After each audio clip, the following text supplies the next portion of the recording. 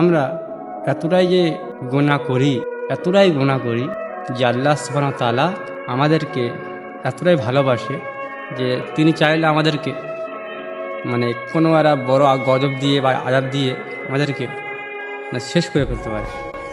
হ্যাঁ, কিন্তু আল্লাহ সুবহানাহু ওয়া তাআলা আমাদেরকে এত পরিমাণ ভালোবাসে, বলা হয়েছে যে কোনো মা তার যখন হারানো সন্তানকে যখন মানে ফেরত পায় আর কি, পেলে এতটা খুশি হয়, বলছে তার থেকে 1000 গুণ বেশি খুশি হয় আমার আল্লাহ।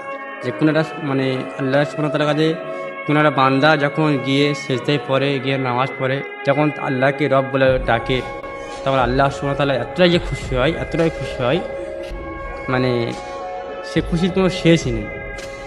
ওই জন্য প্রত্যেকটা মানুষকে বলবো, ভাই এই দুনিয়ায় থাকতে গেলে আমাদের চলাফেরার মাধ্যমে গোনাহ হয়ে যায়, আল্লাহ মাফ করুক প্রত্যেকের।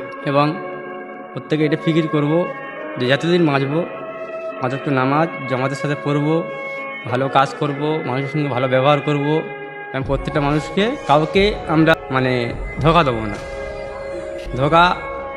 কাউকে দেবো না, এবং প্রত্যেক মানুষের সঙ্গে ভালো ব্যবহার করব, মানুষকে সহযোগিতা করব, মানুষকে ভালোবাসবো।